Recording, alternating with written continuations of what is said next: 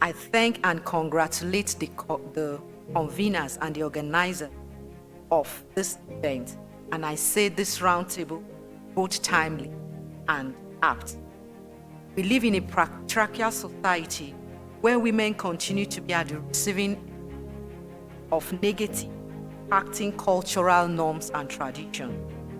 It is not news that in some parts of Nigeria, women are not allowed to own land, but they are the ones that till the land.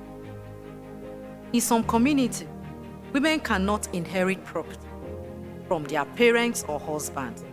In the event of that, women and their children are left to suffer ignominiously for no fault of theirs. In some cases, they are denied to work to earn a living. How more patriarchal? Women in business struggle with several issues that personally affect them and puts them at a disadvantage compared to their male counterparts. And these inform our peculiar way of dealing with owned and women-run business.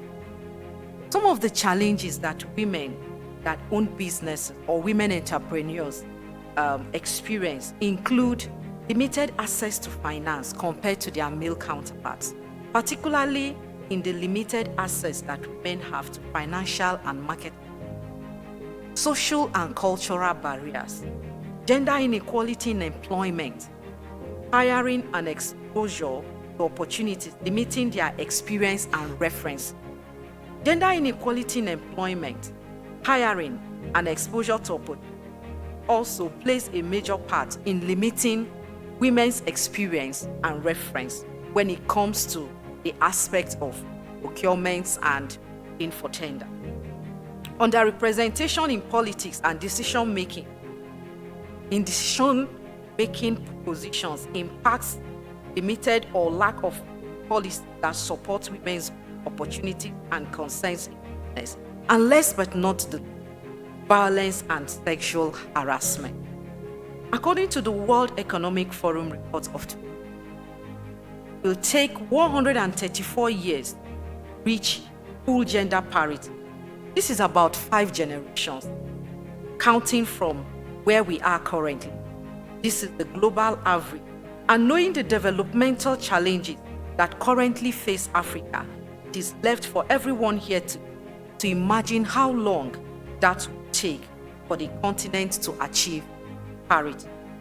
At Plan International, we work with children and girls, women, boys, and men in over 80 countries where we strive for a just world where all are equal. To do that, we tackle the root causes of the challenge of inequality that children and young girls face. Plan International operated in Nigeria from 2024 and is registered with the Corporate Affairs. Our new country strategy spells out our purpose, which is for girls to be empowered, take action, and drive change. We believe we will not achieve the needed positive change in society until girls achieve equality every sphere of life endeavor, including in businesses and in the economy.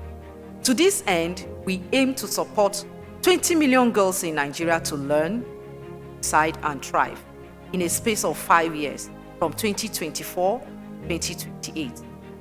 We are working with like-minded individuals, organizations, donors to achieve this lofty goal of expanding the and well-being of Nigerian girls and women. We are intentional about inclusion, especially about girls and women. We apply a gender transformative approach across all our activities and programs. For example, in our procurement, we give priority scores to bidders who are female-led or have female representatives in their management level.